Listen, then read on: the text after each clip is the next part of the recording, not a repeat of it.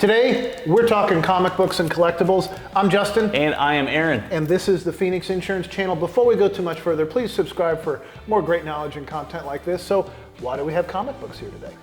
Because you wanted to show off, I think is really the reason.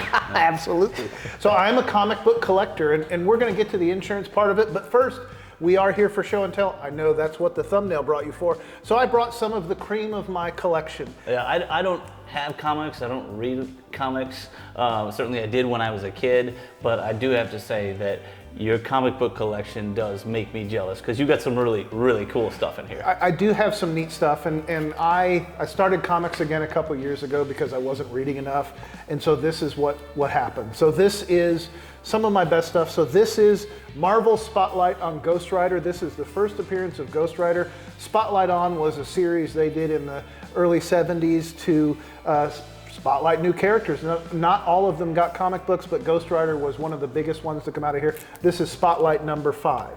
That is The Flash. I think that's number 105. So this is The Flash in his first title. Before this, he was in a Journey into Whatever, one of those books before heroes became the thing. So this is the first book while he was a hero.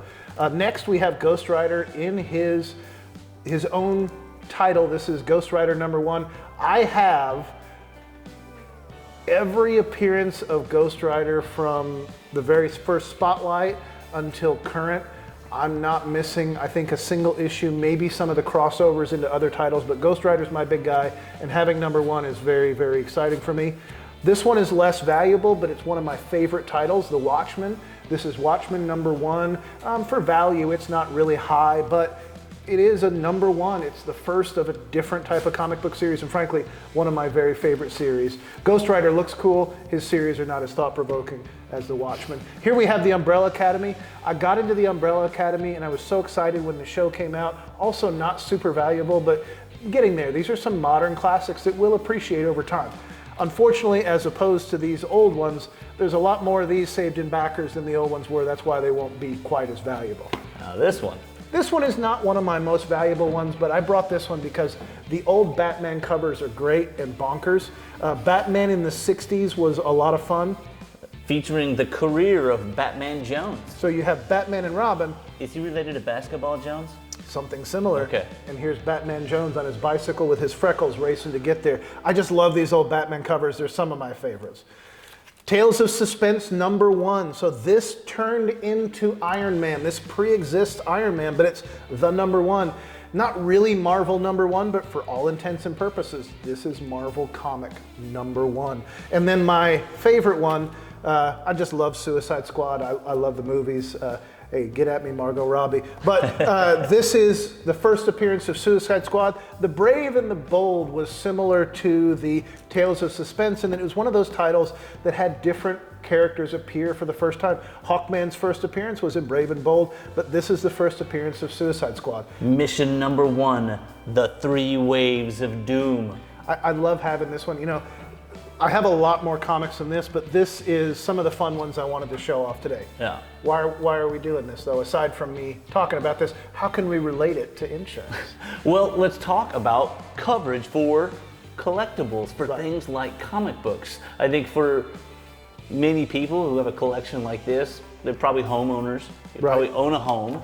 And so a homeowner's policy obviously contains coverage for personal property. That's included with every policy. Right. But I know they don't contain coverage for a $2,000, 10-cent face value comic book. How does that work? So that is correct. Let's say you had a fire in your house and Right. you did not have any special coverage. These were all just covered within your personal property. Right. You would have replacement costs for all of your items, including your comic books. Right. Now, good news is they would probably replace it for more than, what, the 10 cents I think you said this one Right, was? I think so, yeah. Well, I don't see the one on this, I don't see the price on this one, but they're gonna give you more than 10 cents because a new comic book probably costs $3, $4. $3, $4. Right. And so you might get $3 or $4 for it, but not thousands of dollars for it. For one, right. Exactly. You're not going to get the true value of a collectible within just the normal personal property coverage. I don't care how good your policy is, how good a language, all risk, whatever it is, you're not going to get better than replacement cost for it. And that's true of all things. So I know that you're a record collector. Yes. And so modern records are 20, 25 bucks a piece. Exactly. Records in the old days were cheaper, but you have some records that are hundreds of dollars, right? Those are all modern anyways, so yeah, all my old ones are on estate sale fines, so Right. I think I'm in better on those. But I would probably do okay on those. But I know you have a lot of records that are not easy to replace. I think you've got an early Nirvana record. I've got the first pressing of Nirvana's Bleach. But you know what? We're getting off track here. We're going to do another video about records because obviously we love them and we enjoy them. But back to comic books. Sure. So how do we cover them properly? What we need to do is make sure that they are specifically scheduled on your homeowner's policy. So I'm going to take issue with that because if you schedule them on your homeowner's policy, that's going to be reported if something happens. You're going to have a claims issue. Yes, if you have a claim, it will be on your clue report, Right. and that will be something that will be considered for your rates in the future. Ideally, you're probably not claiming comic books for any other reason than maybe a fire or a theft. A theft you would certainly have. They wouldn't be breaking in just to get your comic books. They would break down the door, they would break a window, there would be other damage to the house. You're going to make that claim anyway, so that one may make sense. Also, but like a water damage. water damage is the other one I was thinking of. But you're 100% right. It is a claim on your record, so what else can you do? Because the other thing is some insurance carriers may not schedule comic books. That may not be a classification. Right. Maybe your carrier will schedule them, but it's pretty expensive. Yeah, They may have had the wrong rate for it. I do have these scheduled on my home policy. Okay. Even though I gave the advice that might not be the best idea, but I have them on there. My full collection is worth about $40,000. And that costs about $450 a year, I think. Okay. What's the alternative? So that is the one way. The alternative would be to find a specialty policy. Right. A carrier that just covers the collectibles on their own policy by itself. Right. If you do that, you're usually working with a company who doesn't fall within the normal home and auto system. Right. They could report it and it could still end up on your clue report, or potentially they might have their own way of reporting it, and the insurance carriers, the standard lines home and auto carriers, may not be looking at the same report. They may not have purchased that report in their package of what they get. So it's basically an inland marine policy is what it's called. But I'm not on a ship. That's right. This name goes back to the origins of insurance when it was really about insuring the cargo on ships. Shipping, Exactly. So that's where the marine comes So from. what would one of those policies cost for my collection at $40,000?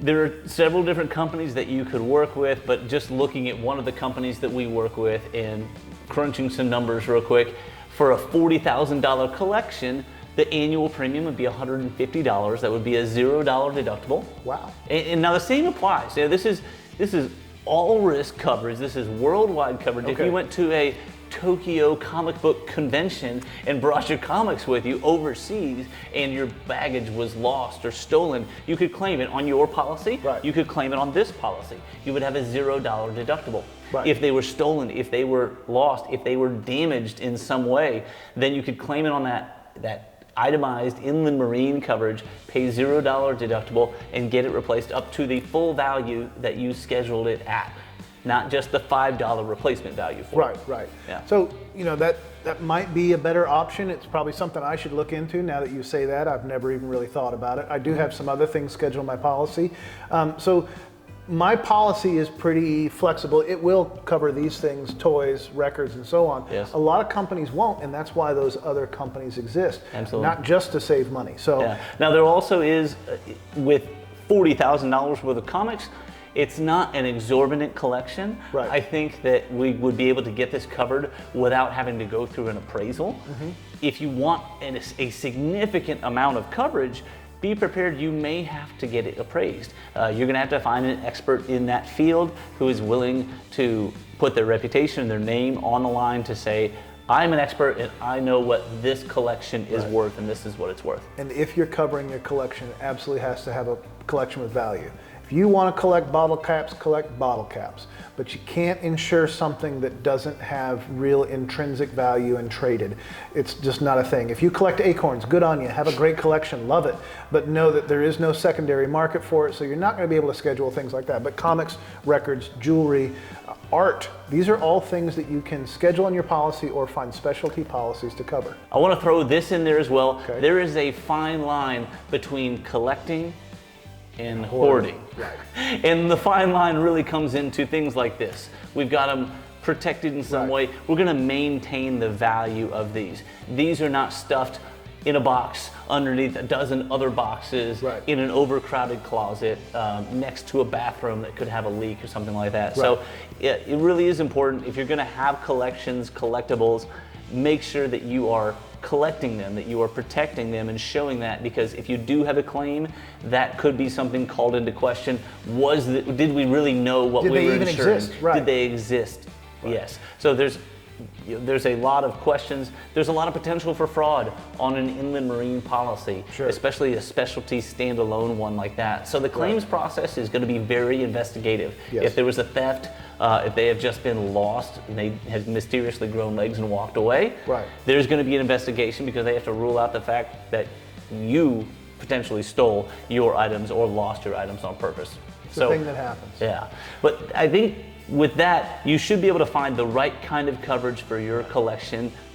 The point of this video is that it's not automatic. Yes. There are a lot of people that I've met that have incredible collections of things that are not making the decision to cover or not cover them. They're making an assumption that it will all be okay. I make a decision to cover these.